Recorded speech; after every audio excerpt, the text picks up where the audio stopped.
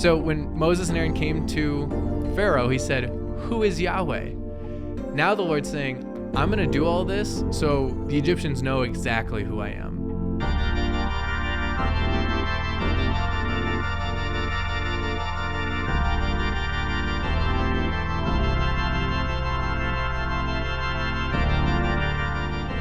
Hello, everybody, and welcome to another episode of the Renewal Bible in a Year podcast. My name is Pastor PJ, and congratulations, because if you're listening to this, you are finishing up your first book of the Bible, and not a small one at that. This week, we are finishing up the book of Genesis, all 50 chapters, and you've really laid the groundwork for the rest of the scriptural story. So congratulations on that. Congratulations on checking out the first book and moving into the second one. So looking forward to all of that. I pray that your reading has been well and excited to dive in even more.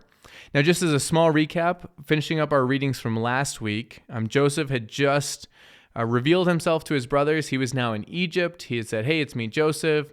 He had provided for them. He sent for them to go bring his father down. And we ended with Jacob saying, "Hey, I'm going to go down and see Joseph before I die. This is my kind of like my last thing I want to do." So that gets us into Genesis chapter 46. And now here you have Jacob/Israel heading to Egypt. And before he goes, the Lord comes to him and tells him, "It'll be okay. I'll bring you down, but don't worry. Joseph's hand shall close your eyes." Like, you'll see him. It's going to be okay. Do not fear to go down to Egypt. And then we have a little bit of a genealogy check. So as Joseph's family, as Jacob/Israel's family heads to Egypt, we get this little bit of a roll call of all of Jacob's sons, all of their children. And we're told that when they come down, you have 66 people, plus you have Joseph, his wife, and his two kids already in Egypt. So you have 70 people. So again, you'll notice the 7, significant number. But this is also key because when they leave Egypt, they're going to be a vast, vast majority. We're told in this week's readings that when they leave Egypt, it's about 600,000 men plus women and children. And so you can see this, God is planting the seed for just showing you how much they're going to grow at this time. What started as 70 is going to grow to presumably over 1 million. And then at the end of chapter 46, you have Jacob and Joseph reunited, and Jacob sees his son that he thought was long dead and says, basically, "Now let me die, because I've seen, this is all I need left." And he's rejoicing in seeing him. And then we're told that Joseph is saying, "Hey, when Pharaoh talks to you, tell him you're shepherds. They'll put you in a good spot." And then in chapter 47, we get that where Pharaoh gives them the land of Goshen, which he's told is the best of the land. This is a good, fruitful thing. So again, because of Joseph's status, because of what Joseph has done for Egypt, Pharaoh is blessing Joseph's family. And then we get a little bit of an update on just how Joseph is handling this famine. So now that there's famine in all the land, people are coming to Egypt, and they're specifically coming to Pharaoh and saying, "We need food." And because Joseph had the foresight to know that this famine was coming, and he stored up food in these granaries, he sells the food for money. So he takes care of the people, and he helps bless Pharaoh once again. He sells food for their livestock and for their land. And so all of a sudden, so much of what exists in Egypt becomes Pharaoh. So again, Joseph's presence, his faithfulness, his godliness is a blessing to his, you could say, his employer, to Pharaoh, to the place he lives in, to the place he exists in. And so he is a blessing there. I'll point out that in chapter 47, verse 27, it says that Israel settled in the land of Egypt, in the land of Goshen, and they gained possession in it, and were fruitful and multiplied greatly. Now, that phrase should sound familiar to you at this point, because that is the initial command in the Garden of Eden: be fruitful and multiply, after making man in God's own image. It's the command given to Noah after the flood. It's the command given to Abraham and Isaac that as this people, this nation, you are to be fruitful and multiply, that God's people are this embodiment of a new creation here on this earth. And so now we see that despite all of what's happened, Joseph being sold into slavery, betrayed by his brothers, and the dysfunction in this family of God, God is keeping his promise, and he's helping them to fulfill their task, to be fruitful and multiply. And so we're seeing that here in Egypt. Jacob, ultimately, he gets to be 147, and it's time for him to die, and he wants to be buried with his fathers. But before he does, we move into chapter 48, and he's going to give out some blessings. So then you have this story where Joseph brings his sons, Manasseh and Ephraim, to Jacob to be blessed. Jacob is at the end of his life, and Jacob is so happy to see his grandsons. He never thought he would see Joseph again. And then because of Joseph's faithfulness, he actually gives Manasseh and Ephraim each a special blessing where he basically treats them as his own sons. So this is basically giving Joseph a double portion, which is something normally given to a firstborn, would get like a double portion of the inheritance. But now Jacob is saying, Manasseh and Ephraim will be my sons like Reuben and Simeon are, which is huge because Reuben and Simeon, they're the first two borns, right? He's giving an example and saying, Joseph, your sons are going to receive a blessing just like all of my sons. So my grandsons are now elevated to the status of sons. And basically this is giving Joseph a double portion. If you imagine things being divvied up amongst 12 children, basically saying, Joseph, you get a double portion so that each of your sons are equal to the rest of your brothers. And so this is a huge blessing because of Joseph's faithfulness, because of how God has used Joseph to provide for the family, to bring them to Egypt. Now he is being blessed and his sons are being blessed because of it as well. And we're going to see this play out because as a little bit of a preview, when we have the tribes of Israel, we have these different tribes based on the sons of Israel. There is no tribe of Joseph. There is no one tribe of Josephites.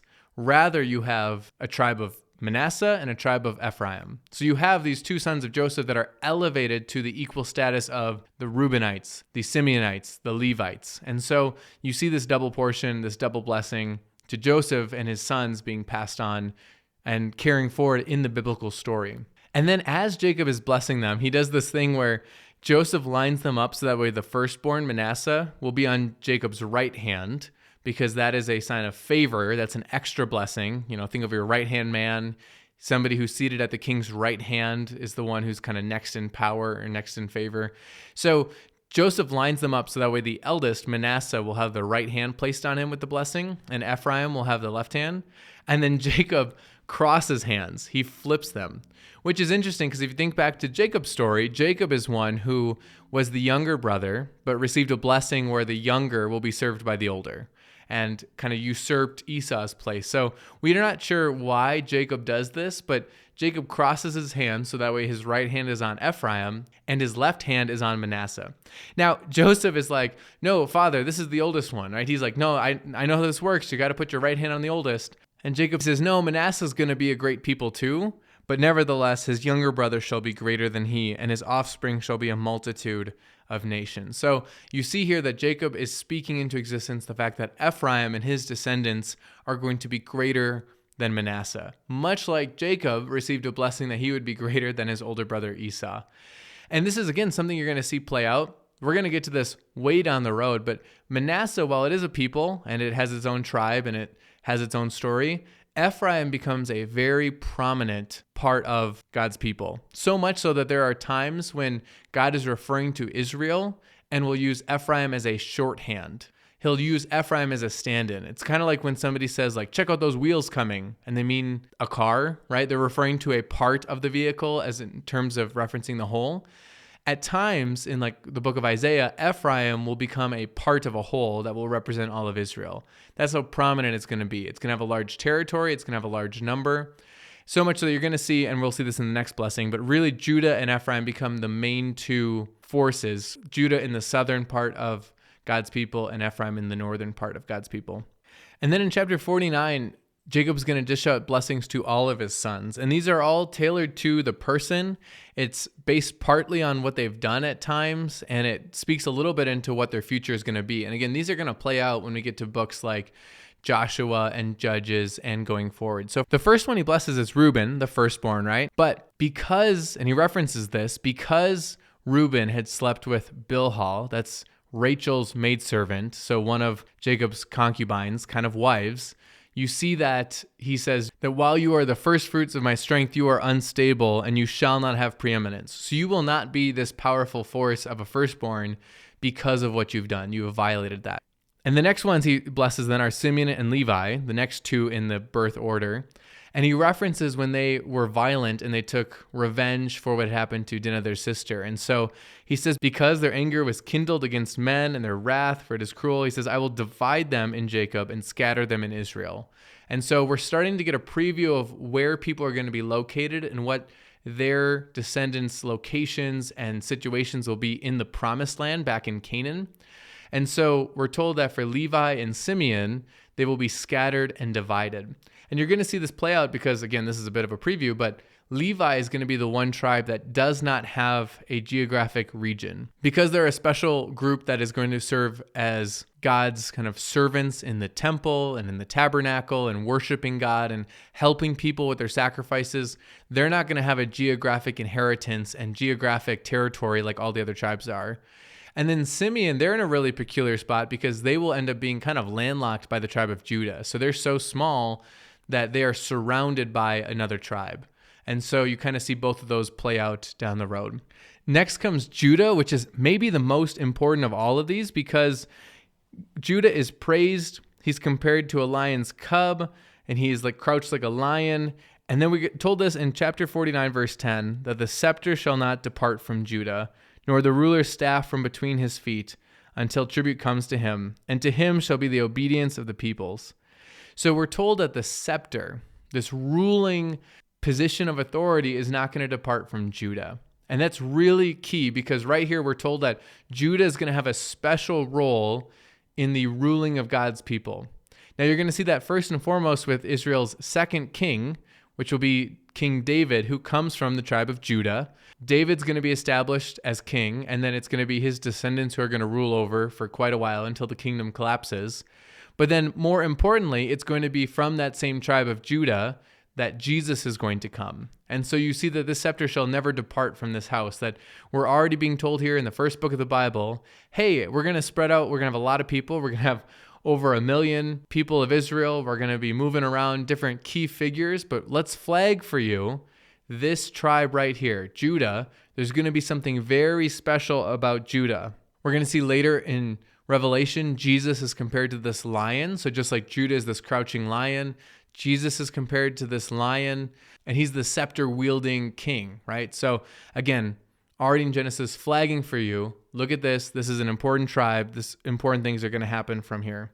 You have the other blessings. You have Zebulun, you have Issachar, you have Dan, and there's different promises about where they're going to dwell, whether it's towards the sea or people are going to be nipping at their heels. In the case of Gad, you have Asher, Naphtali, and then you have Joseph starting in verse 22. And again, it's a very large blessing that God has used this one and he's been faithful and good. And so there's kind of this extra blessing given to Joseph. And then it closes out with Benjamin, the youngest. And then as we close out chapter 49 and move into chapter 50, you have the death of Jacob. And so he draws his last breath and he wants to go back to where the rest of his forefathers, Isaac, his wife Leah, where they're all buried. And so he dies, he's embalmed, and then they weep for him for 70 days. And then they bring him up to the burial place of Abraham, Sarah, Isaac, Rebekah, and Leah. And he's joined with there. And Joseph, because of his favor in Pharaoh's eyes, Pharaoh says, yep, go, feel free to take him up there. And because you have all these Egyptians then coming up to help with this burial, that the people in Canaan are like, oh my gosh, what is this? Like there's a bunch of Egyptians mourning over there. And it becomes kind of a notable place for them. And then as we close out this book, you have a couple interesting stories. You have first off, Joseph's brothers saying, hey, what if Joseph was just sparing us because he didn't want to do anything while our father was alive, but now that our father's dead, he might want to get revenge on us. So they go and make up this story to him and say, hey, before our father died, he said, please forgive us. And Joseph has this beautiful confession where he says, no, don't worry about it, guys. And he says that what you meant for evil, God meant for good, and that God actually used this tragic, terrible thing that you did for his own good purposes, for the saving of our family, for the saving of his people. And I think that that's a helpful thing to think about in terms of God's work, even through terrible situations. It's not that what happened to Joseph was the right thing. It's not that Joseph's brothers did something good by selling him into slavery, by betraying him, by faking his death, by lying to their father. They did a terrible thing, and yet somehow God was working behind all of that to work out something good from it. What you meant for evil, God meant for good. And I think that's something we can hang our hat on when difficult situations arise. Not that the situation is good. We don't have to pretend that, yes, this tragic thing that happened is a good thing, and yet we can trust that God can even use evil and terrible things to accomplish good purposes in this world. And then finally, you have Joseph dying. So as we've kind of been following these patriarchs since chapter 12 when Abraham was called, now in chapter 50, we have kind of the last patriarch that we've been following, Joseph, drawing his last breath. And I'll just highlight that as we close out this book, he tells his brothers, I am about to die, But God will visit you and bring you up out of this land to the land that he swore to Abraham, to Isaac, and to Jacob. And he made them swear that they would take his bones with them when they left Egypt. And I just want to highlight how beautiful that is, because this story seems to be having a bit of a happy ending. We were in famine, we sold our brother, but God used that amazing thing to provide for us. And now we're in the best of the land. We're in this great, fertile, rich land where we're taking care of our animals, we're multiplying, we're growing. And you would be tempted to think, the end, good story. And yet Joseph, after all of this, says, wait a minute, there was a promise made to our great-grandfather, Abraham. There was a promise made to our grandfather, Isaac. There was a promise made to our dad, Jacob, that he will bring us to a promised land back over in Canaan, back over in modern-day Israel, Palestine. We're going to go there one day. So when you go, when God visits and brings us out of this place, bring my bones with you. And I think that's really neat, because he is acutely aware of God's bigger picture. He hasn't forgotten the promise. And sometimes we can be tempted to forget the final destination because where we're at is so comfortable and so good. And we can thank God for where we're at right now. But Joseph is aware we're going somewhere better. And when that day comes, don't forget about me, which is how we wrap up the book. And so he dies, being 110 years old. They embalm him, and he was put in a coffin in Egypt. So that wraps up Genesis, and that brings us to the book of Exodus. Now, as we open up the book of Exodus, we start with a little bit of a recap in terms of the number of people we have and who they are. So we're told of the sons of Jacob once again. We get that recount of Reuben, Simeon, Levi, Judah, Issachar, Zebulun, Benjamin, Dan, Naphtali, Gad, and Asher, how they came down with Joseph. So you have those 12 sons again. And then the people of Israel were fruitful and multiplied greatly. So again, it's calling back that command to grow, to multiply. God's people are filling with them. They grew exceedingly strong, so that the land was filled with them. So we see that now here in Egypt, God is using this place to multiply and grow his people. Now we're told in verse 8, now there arose a new king, that is a new Pharaoh, over Egypt who did not know Joseph. So you think of all that we just read about what Joseph did for Egypt. He, by God's blessing, was able to foresee 7 years of plenty and 7 years of famine. Because of that, with wisdom from God, he was able to store up food. So that way, while all other places were suffering with famine, Egypt was not. And then he made Pharaoh's household exceedingly rich because he sold food for money, for livestock, for land. But now you have a Pharaoh who comes up, a king who comes up, who does not know Joseph, does not remember what he did.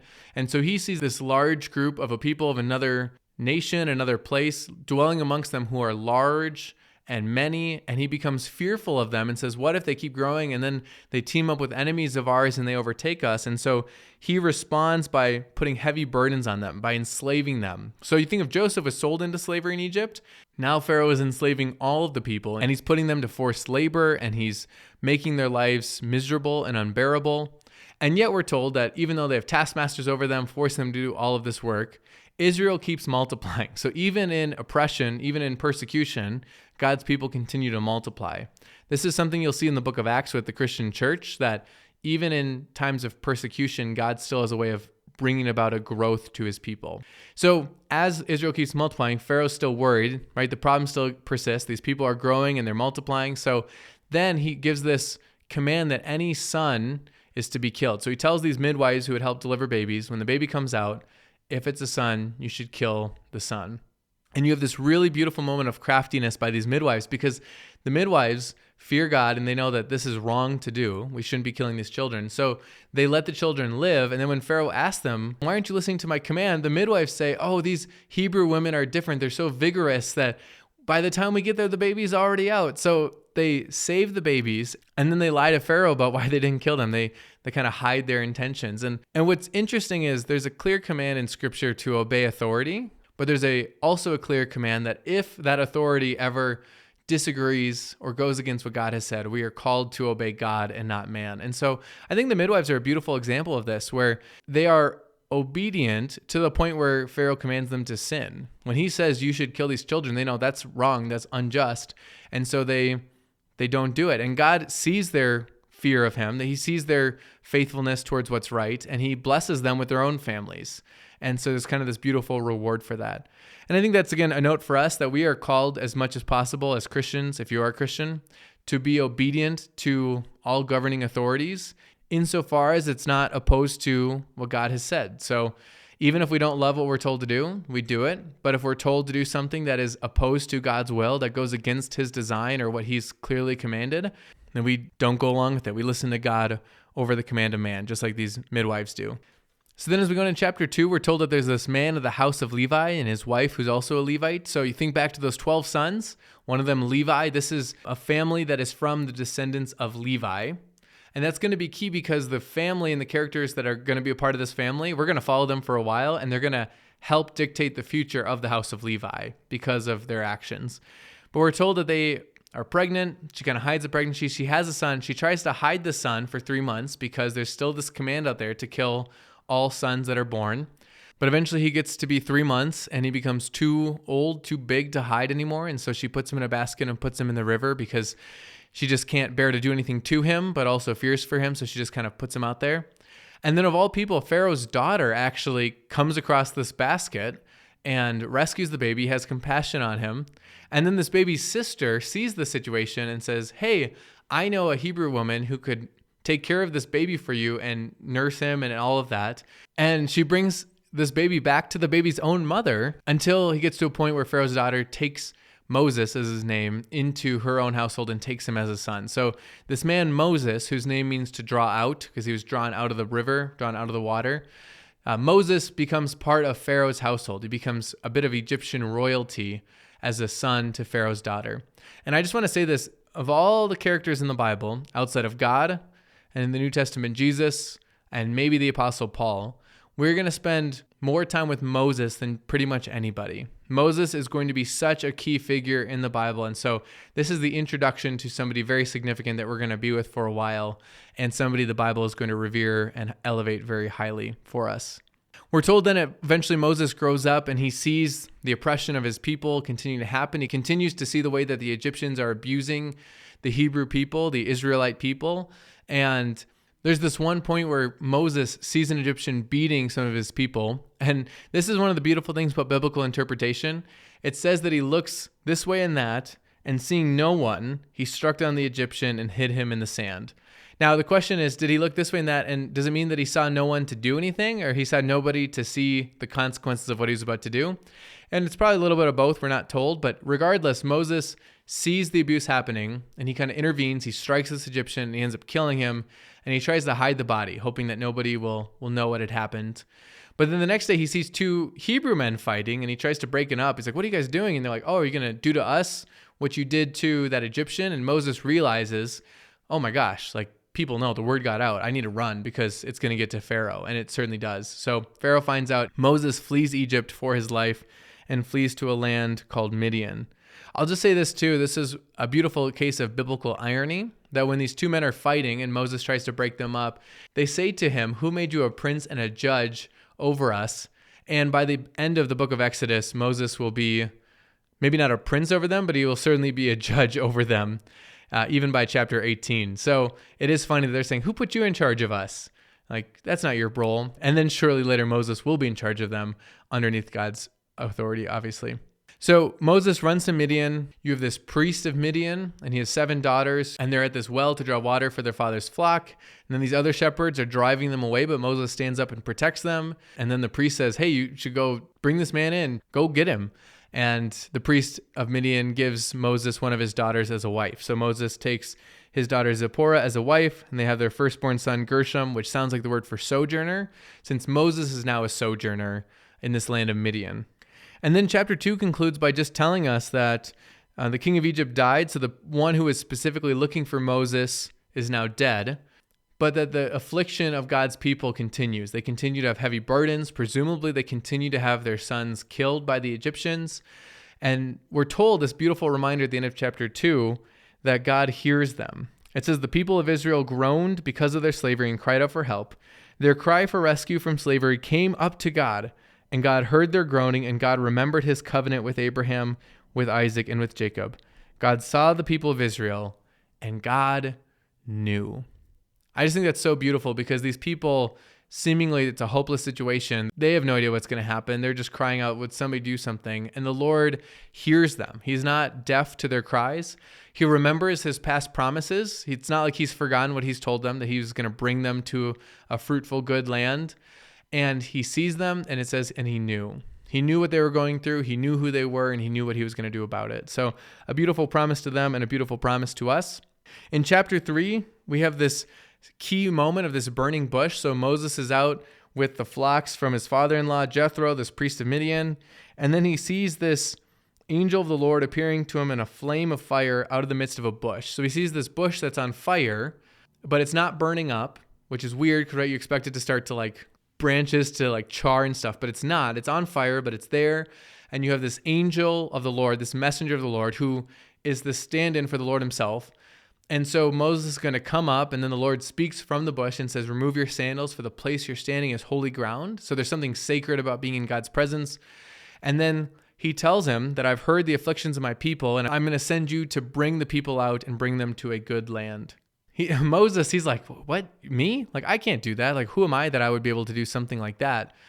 But then the Lord says to him, no, I'm going to be with you. And then Moses says, if I come to them and say that the God of your fathers has sent me, and they ask me, what is his name? What shall I say to them?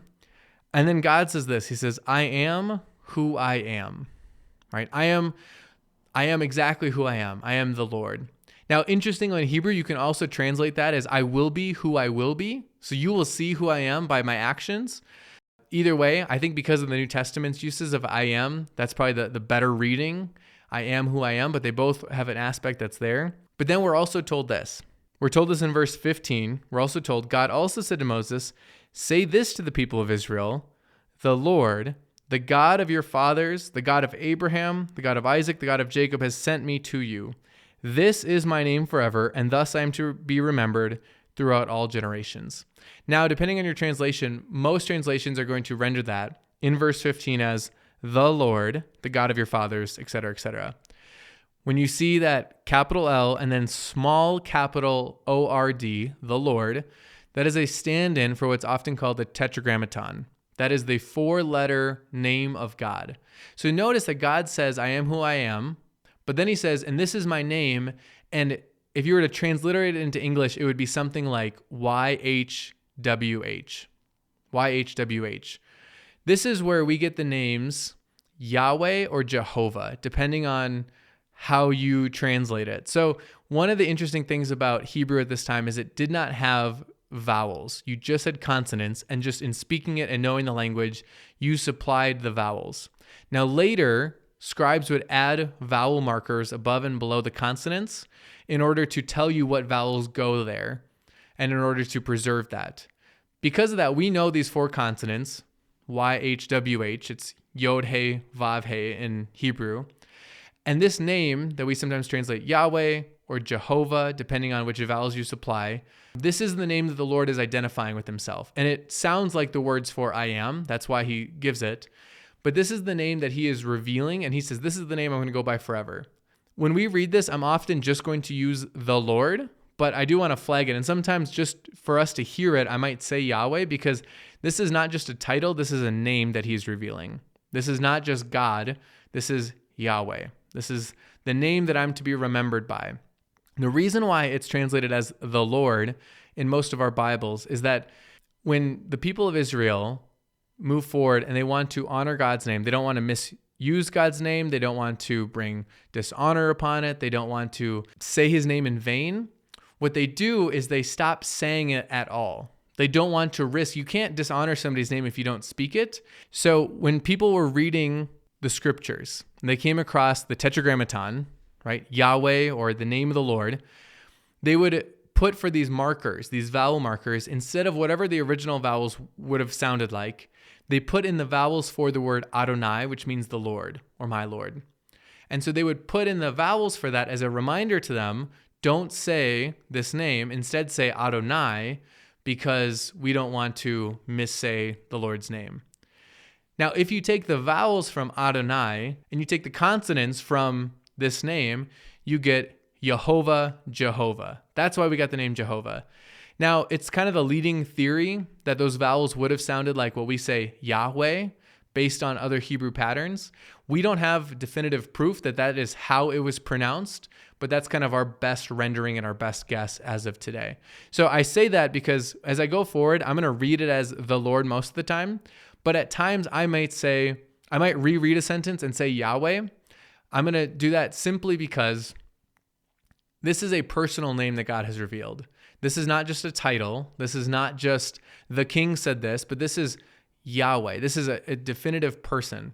Now, it's interesting as you look at the New Testament that this name stopped getting spoken in the time leading up to when Jesus came, whose name we're told now is the name above all other names. So it's almost like the name Yahweh, with awe and respect and care for it, people stopped speaking it and made room to speak a new name that is Jesus. It's just a little bit of, that's a Christian read on it.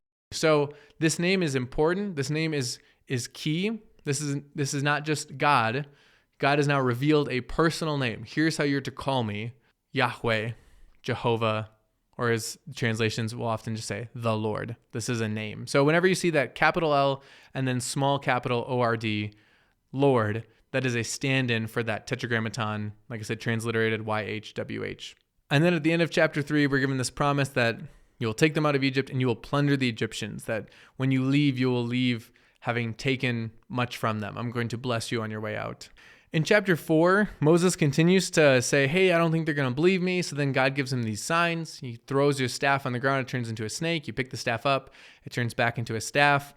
You could stick your hand in your pocket, pull it out. It becomes leprous, which is a skin disease. It becomes white and sickly. You put it back in your pocket. You pull it out. It's healthy again. And then he says, otherwise, if those don't work, you can take some water from the Nile and pour it out and it'll turn to blood, which is a preview of what's going to happen later. Moses still doesn't want to, and the Lord gets pretty angry with him, but he says, well, you have a brother Aaron, right? He's good of speech, and so he can help you. He can speak for you.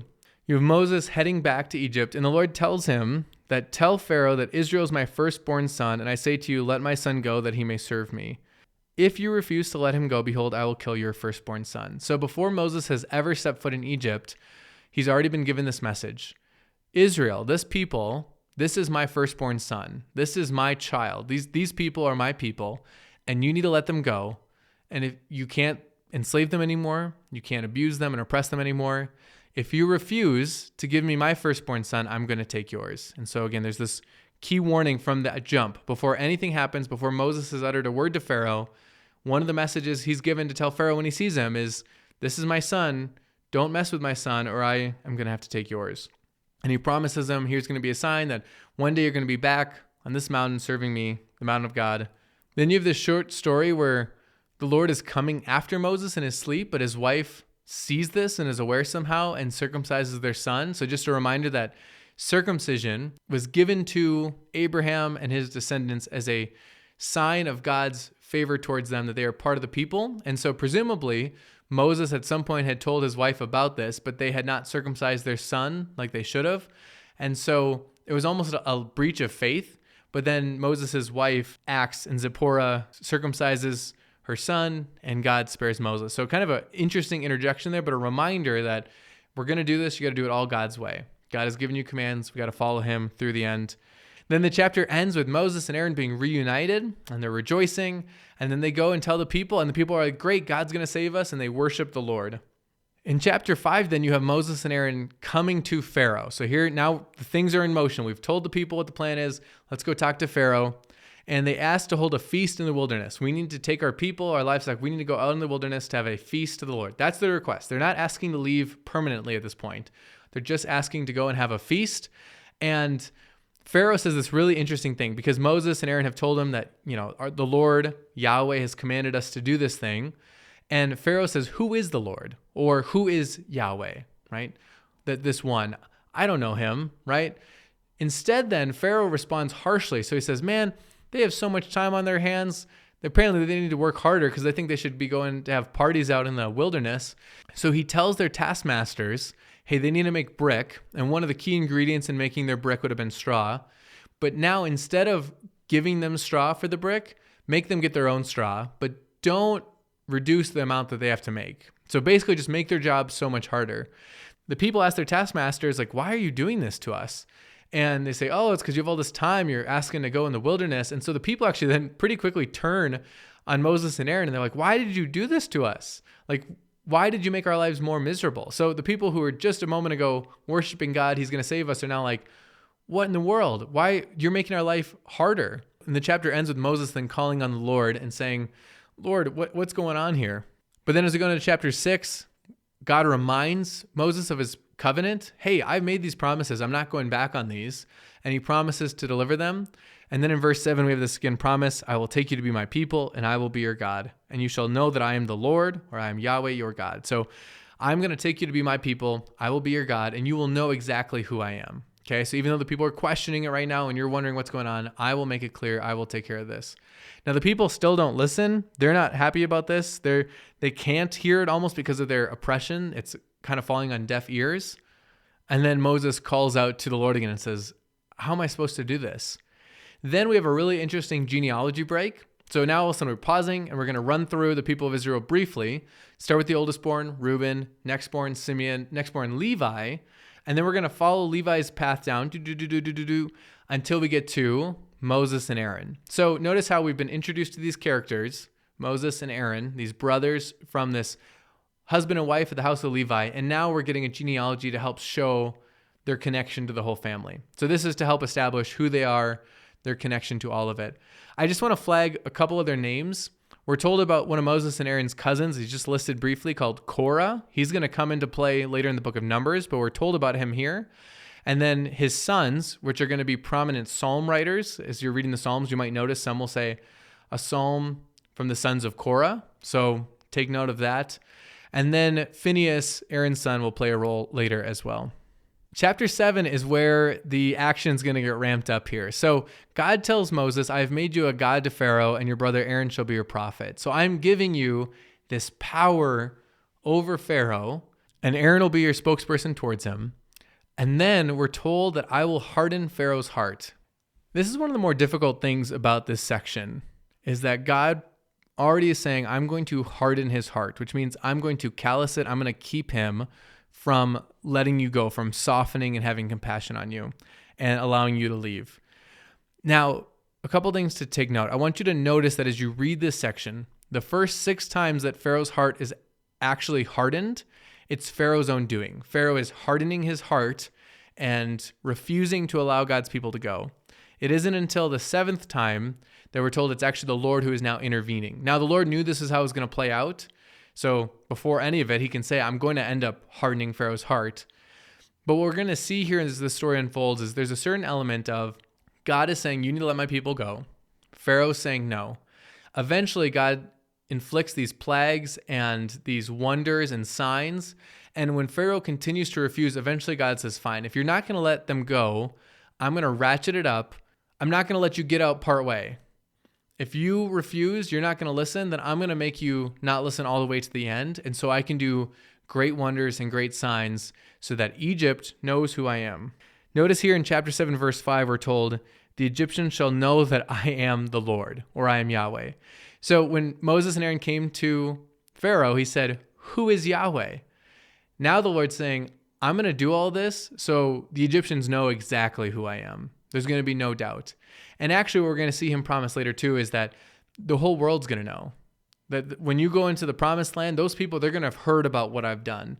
I'm going to do it so you all know. You're going to see the wonders that I work. So it's an act of showing who he is to Pharaoh, to Egypt, to his own people, to people of neighboring nations. And it's a difficult one. It shows God's sovereignty. It shows God's kind of preeminence over all things. But it is difficult to wrestle with. Pharaoh hardens his heart, and eventually God kind of ratchets it up, says, sure, I don't want you to get out now. If you're going to play it that way, I'm going to make you play it that way to the end. And so God actually intervenes so much so to prevent Pharaoh from getting out before the end. So now you have this encounter with Moses and Aaron, and the staff goes on the ground, turns into a snake. And then we're told that Pharaoh's magicians do the same. Now, one of the things that we're not told is, are they doing a trick or an illusion? Are they pretending? Are they able to do some sort of sleight of hand trickery so that way it looks like their staff is turning into a snake? Or are they actually, by their secret arts, their magic, able to turn a staff into a snake? As Christians, we would say that reading would be that they're using some sort of demonic power, that they're channeling some sort of demonic force. It doesn't say, but regardless, we're told that the magicians are able to do this sign. Now, ultimately, Aaron's staff swallows up their staff, so there's still this clear picture that God's superior to their forces, their powers, whatever they're doing. But Pharaoh sees my magicians can do that too, big whoop, and he hardens his heart and refuses to listen. And then we have what are called the plagues. So these are these signs and wonders that God is going to do to try to get Pharaoh to let the people go. So the first one is that Moses turns the water of the Nile into blood. Now there's a couple of things going on here. First off, these are great displays of God's power. These are grand displays of God's power over creation, over the world, over Pharaoh. They're also judgments on whatever forces the Egyptians might be taking solace in. So one of the things that we'll see in chapter 12 is that we're told that this is also a judgment against the gods of Egypt. That Yahweh is not only showing his power over creation, but he's showing power over even the gods that the Egyptians believe in. So for instance, the Nile itself was almost this picture of something divine because of how much of a life force it was for Egypt and for its life and plants and fertility. The Nile was often depicted by this god, I might say it wrong, Hapi, Hapi, who is this kind of god of the river Nile and the life and the fertility that it brought to the land and to the soil. And so God here is taking this almost divine thing and this embodiment of this god for the Egyptians, and he's turning it into blood, almost like he's slaying it. And so you have this first great sign that this whole important river and all of the offshoots of it are turned into blood, and it stinks and it smells and they can't drink it. Now, interestingly, once again, we're told that Pharaoh's magicians are able to replicate this. So Pharaoh's like, wait, my guys can do that too. But it is kind of funny because it would be a much more helpful miracle for them to be able to turn it back rather than just turning more water into blood. And again, whether or not they're using sorcery, whether or not they're using trickery, we're not told. But nevertheless, they're able to replicate this in some way, shape, or form. Pharaoh continues to harden his heart. Then in chapter 8, we have the next blow, and this is frogs.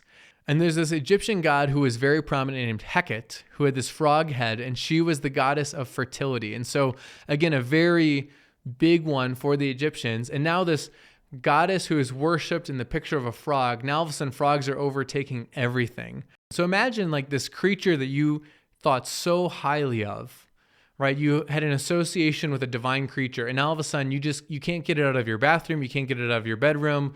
Everywhere you go, it's just frogs everywhere. Now, once again, the magicians are able to do the same thing, which is funny because you're like, again, like, do you need more frogs? Like, just because you can summon frogs, like, do you need to do that? Again, it would be more helpful if you could get the frogs to go away. But nevertheless, the magicians recreate this. Now, this time, finally, second plague, you have Pharaoh asking Moses, please take these away and I will let you go worship in the wilderness. And so Moses, to make it very clear what's happening, he says, tomorrow, be it as you say, so that you may know that there is no one like the Lord or Yahweh our God. The frogs shall go away from you and your houses and your servants and the people and be left only in the Nile. And so he's saying, just so you know, tomorrow I'm going to take this away just as you asked. So the frogs die in the houses. So now they smell and they gather them in heaps and the land stinks. But the frogs are no longer this nuisance. But then when Pharaoh sees that there's a respite, when the frogs are gone, then he hardens his heart and would not listen to them, as the Lord said. And just notice this is a promise. And how many times do people do this with God, where they say, oh, I promise that I'll do this if you just help me out. And then things work out and we make an excuse. Oh, that wasn't really the Lord. I was just lucky, or I didn't really mean that, or I don't need to do this. Pharaoh's doing a bit of that, where he makes this promise, I will let you go worship. But then as soon as the actual infliction is gone, he changes his mind. Oh, well, I said that to get the frogs to go away, but now I don't need to follow through. And so he changes his mind. He hardens his heart. Then we have the third plague, which is gnats. And so you have gnats as numerous as the dust of the earth. So just imagine gnats just everywhere, just buzzing around, just terrible, absolutely like horrific. Would not care for that.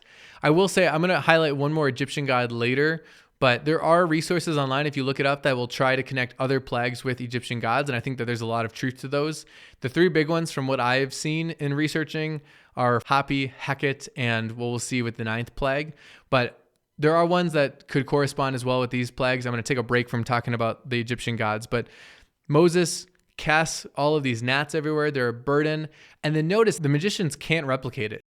This is the first sign, wonder, plague that the magicians themselves cannot replicate. They are trying to do this and they say, no, we can't do this. So much so they tell Pharaoh, this is the finger of God. They're saying, this is something crazy. This is God himself, because we don't know how in the world this is happening. And yet even then Pharaoh will not listen. So then next we have this fourth plague. This is flies. And so, man, you love the gnats, here come flies. And now there's a distinction being made, though, because you have these flies that are in the land of Egypt, but we're told that the Lord does not send them upon Goshen. Remember, this is where the people of Israel are. This is where the Hebrews are. So God is now distinguishing them. This is a judgment upon Pharaoh and his people. For 400 years, they have been oppressing and abusing and enslaving the people of Israel. For a number of years, they've been killing sons of Israel, their children. And so now this whole sequence, this is a judgment against Egyptian gods. It's a judgment against Pharaoh. It's a judgment against Egypt as a whole. So with this plague, God is showing us the distinction, though, that he's punishing Egypt, but he's preserving and protecting his people. So there are flies upon Egypt, but not for the people of Israel. Now, Pharaoh tries to compromise, like, hey, don't go to the wilderness, but what if you stay in the land, but you can do your sacrifices here? Moses says, no, we need to do our sacrifices properly. It's an abomination to you all, so we need to go out there. And Pharaoh's like, fine, whatever. And Moses says, don't cheat us. Don't change your mind again. But then he does. The flies go away, and Pharaoh goes back on his word. And in chapter 9, you get to the fifth plague, which is the death of Egypt's livestock, their cattle. And once again, you have a distinction. So the people of Israel, their animals and their livestock are preserved, but the Egyptians, theirs die because of Pharaoh's stubbornness. The sixth plague, now you have boils breaking out. So Moses throws soot from the kiln up in the air instead of Pharaoh, and then it becomes this fine dust, and it makes boils break out amongst everybody. So now, not only can the magicians not replicate this, but they can't even stand in Moses' presence anymore because of the boils, because they're in so much pain and stuff. So again, you're just seeing, felt like for a little bit, Pharaoh and his people were trying to keep up, and now it's so clear that they cannot. And now this is the first time in verse 12 here in chapter 9 that we're told that the Lord actually hardens Pharaoh's heart. So again, we've had 6 hardening so far. Now we're told the Lord is now the one who is also hardening Pharaoh's heart. He's preventing him from turning now. We're this far in, we're going to bring it to completion. Then we have the 7th plague, and so this is hail. And this is really interesting. So Moses gives this little bit of a speech. So we've been kind of just plague, let us go, plague, let us go. Now Moses is giving this speech from the Lord, and he's telling him, this is the purpose I've raised you up, to show my power so that my name may be proclaimed in all the earth. So again, Pharaoh, I'm using this situation to bring glory to my name. You have been abusive and oppressive. You have done wickedness and evil. And now I'm going to do these great signs and wonders so the whole earth may know of what I've done. And we're going to see this when the people leave Egypt, when they're going other places, people are going to say, we heard of what they did in Egypt, what the Lord did for them. And so the Lord gives him this speech and tells him, here's the purpose for all of this. And even yet, he gives him a chance to repent. He gives him a chance to change course because he tells him that he's going to send hail. And this is a good litmus test. He says, I'm going to send hail this time tomorrow. And anyone who feared the word of the Lord among the servants of Pharaoh hurried his slaves and his livestock into the houses. So whatever livestock survived the previous plagues, and for any servants who would work outside, those who feared the Lord, they had an opportunity to listen to him. He says, this time tomorrow hail's coming. If you care, you can bring your people and your livestock in. But Pharaoh and his stubbornness refuses. And so all of the servants, sadly, and all of the livestock who are left outside are killed by the hail. And they beat up and break trees and fields. And then Pharaoh comes and says, this time I've sinned. The Lord is in the right. I and my people are in the wrong. He's kind of confessing and asking for this hail to cease. And Moses says, I'm going to do this so that you know that the earth is the Lord's, that even the hail that's coming down from the sky is the Lord. All things in the earth are the Lord's, but you should know because you do not yet fear the Lord. So that's what he calls him to do. And yet we're told that after everything had ceased, Pharaoh sinned and hardened his heart once again. In chapter 10, you have the 8th plague. So Moses comes and says, how long is this going to go on? Let our people go, otherwise we're going to send locusts because you refuse to humble yourself. And interestingly, Pharaoh's own people come to him and say, just do it. Let him go. Can't you see that Egypt is ruined? So notice here that while Joseph is in Egypt, it is a huge blessing to Egypt. They grow, Pharaoh receives fields and livestock, and now all of the blessing that Joseph and God's people had brought to the land is being undone by Egypt's and Pharaoh's stubbornness and their hardness of heart. All of the prosperity that God brought is now being undone. The livestock Pharaoh gained, killed. the prosperous land being destroyed. Pharaoh kind of says, hey, go, but it's only the men, right? And says, no, we got to bring everybody. And Pharaoh's like, no, you have some evil purpose. So he refuses to let him go. And the locusts come and just destroy all the plant life, just destroy all the crops and the trees and just obliterate the land. Pharaoh asks them to change, and the Lord does relent from this, but ultimately he hardens Pharaoh's heart and he will not let the people go. The ninth plague, so this is what's called the penultimate. Penultimate just means the one before the final, second to last. The penultimate plague is this plague of darkness. There's 3 days of deep darkness over all the land. And this is the last Egyptian god I'll just throw out there. So Re is a very key, prominent Egyptian god, and he's the sun god. And so here we have, almost right before the very end, this second to last plague is, hey, and your big mighty god who's associated with the sun, I'm going to put him in pitch black. I can just wipe him out. You can't see that. For 3 days, they can't see anything. They can't see their hand in front of their face. Once again, God makes a distinction though. And so you have light in Goshen. You have light where the people of God are.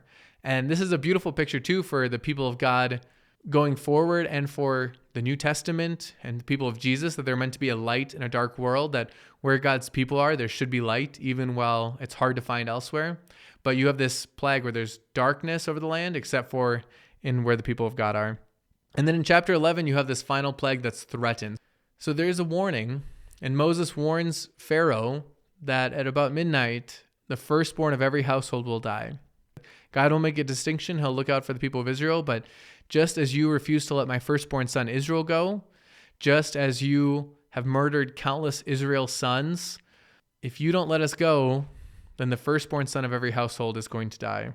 And then in chapter 12, we have instituted what's called the Passover. So this is a interesting section because it's a command for what they're to do now, but it's also going to set in place a reoccurring holiday memorial ritual going forward. And so you have this Passover, and you'll notice that at the very beginning of chapter 12, we're told, this month shall be for you the beginning of months. It shall be the first month of the year.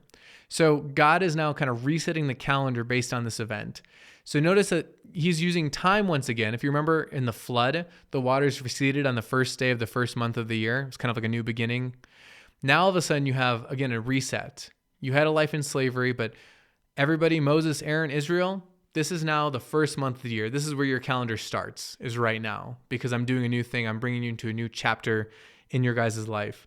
And so this ritual, this practice is that you're going to take a lamb without blemish. You're going to sacrifice it. You're going to put its blood on the doorpost and the lintel. And you'll eat it along with unleavened bread and bitter herbs. Now, a couple things. This is a huge event for the people of God. This is going to be a recurring holiday. And this holiday is going to be the context for when Jesus is ultimately killed on the cross. Right? So when you think about a lamb who is without blemish, John the Baptist will say in the Gospel of John, behold the Lamb of God who takes away the sin of the world. So he's calling Jesus the Lamb of God, who is this perfect lamb, who is without blemish, who is without sin. Also, part of this, you might notice, is you're supposed to take a lamb and you don't break its bones. And that's also something that you see when Jesus is on the cross. They come around to break the legs of those who are being crucified, because you could kind of, as long as you could have your feet kind of stabilized, you could kind of push yourself up to keep breathing. But if you broke somebody's legs while they were being crucified, they would suffocate faster. So it was a way of speeding up the process. But when they came to Jesus, they were surprised because of the extreme angst and burden he was under. He had already died, so they did not need to break his legs. And so even as part of the Passover ritual, as seemingly small as don't break the bones of the lamb, we see play out in Jesus on the cross. And then we're told that they're to keep their belt on, their sandals, to eat in haste. The reason why they're having unleavened bread is because basically you're going to be eating this tonight, and then it's going to be time to go. You don't have time for the bread to rise. You don't have time to put your shoes on and belt on later. You got to be ready, so you're going to eat in haste. It's kind of the remembrance of this thing. We're told that there's going to be this destroyer, this seemingly angel that's going to come around and carry out this execution of the firstborn of every household. But when the destroyer comes to the households with blood on the door, they're going to pass over those houses. That's how we get the name Passover. And again, think of Jesus. The New Testament, one of the frequent pictures it tells us is that by Jesus' blood, we are saved. So you think about the idea that death is a reality in this world, but by the blood of Jesus, we escape death. And even if we die in this lifetime, we live on in the life to come. We're raised at the resurrection. And that those who live and believe in Jesus never die. So again, by the blood of this blemishless lamb, death passes over. And so it is with those who follow Jesus. That's how the New Testament picks up on that. And it's a sign for both God. So he sees that blood and honors the blood that he sees and preserves that household, those people, just like God sees the blood of Jesus and looks at us as righteous and gives us life. But also it's a sign for us of God's love and favor and a memorial for us. And so then you have this 7-day festival that's instituted, this feast that they're going to carry out. And we're also told that, I love this, we're told that when your children come to say to you, when your children down the road say to you, why are we doing this? You tell them, because with the mighty hand, the Lord brought us up out of Egypt. And I think this is a really good lesson in both understanding the holidays and rituals and monuments in the scriptures, but also as we think about today, if you are a Christian, we have a lot of rituals that have been passed down in the Christian faith, a lot of really good things that can build us up, strengthen us, but we need to give the reason why. We need to tell people why. And there's an expectation that when you do this, your kids are going to be saying, why are we doing this? Why do we, every year we put our belt on, our sandals, and we eat this lamb and this unleavened bread? And the reason is because of what the Lord has done for us. And so there's an expectation to be teaching the why and remembering the past actions of God to the next generations. Now you have the carrying out of the 10th plague, the death of the firstborn. There's wailing in this throughout Egypt, sadness you can only imagine. And Pharaoh basically says, get out, be gone, just bless me and get on your way. So the Egyptians at this point, they want the Israelites out. So they hand over their silver, their gold, their jewelry, their clothing. So this was that promise that God made way back when he was talking to Moses in chapters like 3 and 4, like you will plunder the Egyptians. Look at this. You're going to be leaving with riches because the people are just like, take all of our stuff and go. We just want you out of here. And so they don't have time for the bread to rise. It hadn't leavened. It hadn't risen. So that's why the unleavened bread. And then we're told that there's about 600,000 men plus women and children. So again, just remember, they came to Egypt with 70. We're now looking at over 1 million. And it had been 430 years of the people living in Egypt. Now, once again, you just have this institution of the Passover, once again saying that this is a meal you're to eat forever. Anyone who's circumcised, this is a meal for the people of God. And so people can be brought into that through circumcision in this case and being part of this community. But it's meant for God's people to eat and remember and recall what God had done. Chapter 13, you have this consecration of the firstborns. And so you have this promise that just as the Lord called Israel his firstborn, and just as the Lord took the firstborns of all the houses of Egypt, but passed over the firstborns in the houses of Israel, that there's something about firstborns that now belong to the Lord. So he says, I could have taken your firstborn children, but I spared them, right? So they belong to me in a sense. Once again, he reinforces this feast of unleavened breads, this feast surrounding the Passover, and says, when you get to that promised land up there, you're going to be celebrating this. You're going to remember me by this. And he says again that I've set apart the firstborns. So all firstborn animals are to be either sacrificed to me or redeemed. So you go and offer a sacrifice. I don't want to give up my firstborn donkey, so let me give up this lamb in its place. And that firstborn sons then, you are to, in theory, give to the Lord, but you redeem them. So they belong to the Lord. He could have taken them, but he didn't. So you offer a sacrifice. And this is a ceremony, too, of this idea of redemption that you're going to see when Jesus is born, that his parents give a sacrifice when it's time to have him circumcised and named. And then we're told that God led them not the easiest route. If you think of Egypt's connection to modern-day Israel-Palestine, you can go by land, but instead he sends them through the wilderness towards the sea, lest they change their mind. He doesn't want to give them a way back. You're going with me. You're my people. I'm your God. I don't want things to get difficult and you're like, oh, we can just go back that way. So he's going to bring them a special way. And then he goes before them in this pillar of cloud and this pillar of fire, cloud by day, fire by night. This pillar, think back to the burning bush, right? This picture of fire and smoke is this kind of embodiment of God's presence with them, that he is with them and he is the one leading them. And we're told that this pillar did not depart from the people. Chapter 14, you have this big climactic moment where the Lord is kind of leading the people a little bit in almost like a circle. So that way when Pharaoh sees them, he says, look at them. What have we done? And he comes after them. So Pharaoh leads his armies towards them. The people then freak out. They say, what have you done? Wouldn't it have been better if we'd have stayed there? You're going to kill us. But then God intercedes. God blocks Pharaoh and his soldiers from being able to get to the people. And then in a very memorable moment for many of us, and even if you're not Christian, you haven't read the Bible, you're probably familiar with the scene. Moses stretches out his arms and the Red Sea splits. It's like a wall on either side, a wall of water, and the people cross on dry land. Pharaoh and his army follow after. They go into the sea on that dry land, but then they kind of get stuck. The Lord slows them down. And once the people are safe, Moses stretches out his hands and the water rushes back in. So Pharaoh, in his one last act to try to recapture, to kill, to destroy and thwart God's people, he leads himself into his own destruction. And the Red Sea becomes this picture of salvation for God's people, while it's also simultaneously a picture of the final judgment against Pharaoh and his forces.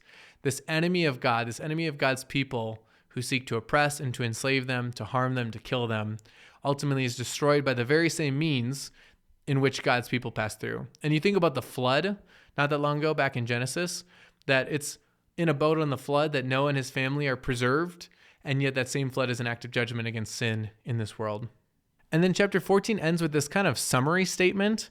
We're told, "Thus the Lord saved Israel that day from the hand of the Egyptians, and Israel saw the Egyptians dead on the seashore. Israel saw the great power that the Lord used against the Egyptians, so the people feared the Lord, and they believed in the Lord and his servant Moses." So kind of a summary to tie a bow on all this. They saw his great wonders, they saw his great deeds, they believed in the Lord, and they believed in Moses. And then you have this song, and songs have a very prominent role in scriptures. As you've been probably reading with the Psalms, Psalms were a way of remembering, right? When you were a kid, you probably used songs in elementary school to remember different parts of English or different facts. So songs have a really good way for memory and unifying people. And so they sing a song of deliverance. It's called the Song of Moses. And then Moses' sister Miriam, who, if you remember, she's the one who brought Moses to his mom back when Moses was a little baby in a basket. Miriam leads the women in a song, and they sing. And then chapter 15 immediately moves into this story of the people are in the wilderness. They've gone 3 days. They found no water. They come across this water. It's bitter. They can't drink it, and they grumble. And then the Lord shows Moses a log. He throws it into the water. It becomes sweet. They can drink it. And the Lord kind of says, hey, if you listen to me, things will go well, and I will not send the plagues that you just saw on the Egyptians. I won't send them on you. Let's do this the right way. So again, just in a reminder of the Bible's propensity to show us the fallibility of everybody other than God, notice how we're told at the end of chapter 14, and the people believed the Lord. And then at the end of chapter 15, they're already grumbling against him because they're thirsty. And they're not, all the things that they've seen, they're already starting to be distrustful about his care and provision for them. So that's the end of Genesis. That's the beginning of Exodus. This is probably going to be one of the most event-packed sections in this whole reading plan because of how many things happen. The ending of Genesis and the way that it sets the stage for future events. And then the beginning of Exodus with Egypt oppressing Israel, with Moses fleeing, being called by God, being sent back to the people with the 10 plagues, with the Passover, with the crossing of the Red Sea. And now where we're left is we have a people who are now free from their oppression. They're free from slavery. They're in their wilderness, and they're on their way to this promised land, this land that was promised to Abraham and Isaac and Jacob. They're on their way back to it. And now, not as sojourners like their forefathers had been, but actually as inhabitants to settle it and to live in it and enjoy its fruit. As we close out today, I just want to answer a couple questions that have come in. The first was a little bit about geography. And I realize that as you read this, if you're not super familiar with this area of the world, or especially with some of these old names, if you haven't looked at like an ancient map of this area and just some of the places, it can be confusing. And I realize that I maybe haven't done a great job of talking about where the land of Canaan is compared to where Abraham came from. And so I just want to talk just briefly about the geography. But Abraham, when he is first called by God, we're told that he's from Ur, U-R. We find out of the Chaldeans. That means that that area, Ur, is a city in what's later going to be Babylonia, or the place of the Babylonians. And so that's out east. And he is called to go west towards the promised land, which is the land of Canaan. If you remember, Canaan was the son of Ham, who was the son of Noah. Canaan, and that region, is modern-day Israel-Palestine. So that's why there's so much conflict amongst Jewish people in that area and Muslim people in that area, because it's considered a holy land. This is the land that was once promised to Abraham and his descendants. And we'll get into later what the New Testament's view on the promised land is and how it no longer becomes a geographic kingdom, but a kingdom wherever God reigns, where Jesus' name rules. But Abraham is called from the east to the west, to this Canaanite land, this land of Canaan, modern-day Israel, Palestine, next to the Mediterranean, this land in between the Jordan River and the Mediterranean. And then obviously we went down to Egypt, which means they went southwest. And now they've crossed east over the Red Sea, and they're going to be heading kind of both east and north to head back to the Promised Land.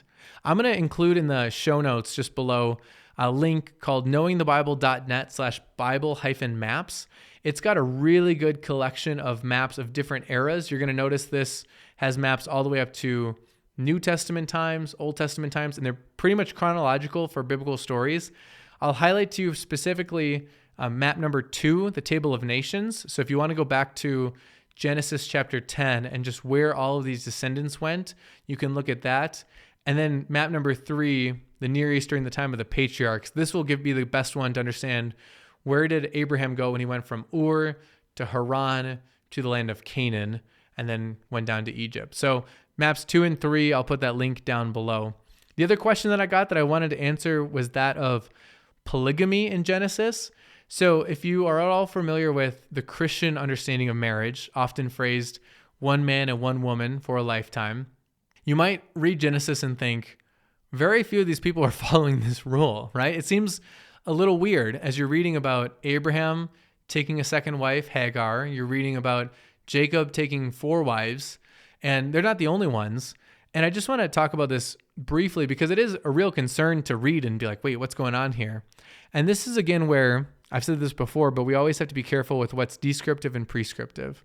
There are many things that happen in Genesis that are not explicitly condemned that we know are not right. And one of those things is the idea that people are taking multiple wives. Now, one of the interesting ways as you read narratives, you can see this is the first person that we read who takes a second wife is way back in Genesis chapter 4. We're told that in Cain's lineage, you eventually have this man named Lamech who takes 2 wives. He's the first person to take 2 wives in the Bible. And he says to his wives this little kind of poetic thing, but he says at one point, I have killed a man for wounding me, a young man for striking me. If Cain's revenge is 7-fold, then Lamech's revenge is 77-fold. So the first person to take 2 wives is saying, I murdered a man for wounding me, right? He hurt me, but I killed him for it. And I killed a young man for striking me. So it's this kind of wicked man who is the picture of taking 2 wives for the first time. And then if you just pay attention to every time somebody takes a second wife, what happens to them? Abraham takes Hagar as a wife. What happens? Immediately, there's problems in the family. There's strife between Sarah and Hagar, and Sarah is abusive to Hagar, and it causes problems later. When Jacob takes wives, he wants Rachel, he takes Leah, Rachel, both of their maidservants. Look at all of the problems that come about.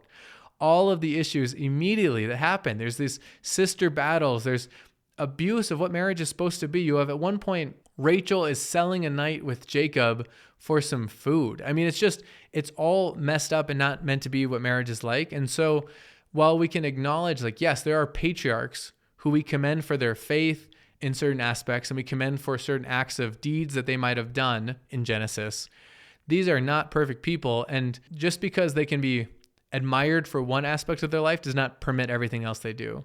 And a great example of that is the taking of multiple wives. And almost unequivocally, when you look in the Bible, when somebody takes multiple spouses, almost without fail, something bad happens. Almost without fail, there's a direct consequence for that action. So as we read the Bible, as we read the Old Testament, and we read things that don't seem to be what God wants, even if there's not an explicit moral condemnation of that, that doesn't mean that it's an okay thing. That doesn't mean it's permissible. Sometimes the Bible is just telling us what happened because it's what happened. And so that's something to keep in mind. That's all the time I have for you today. I know this was probably a bit of a longer one.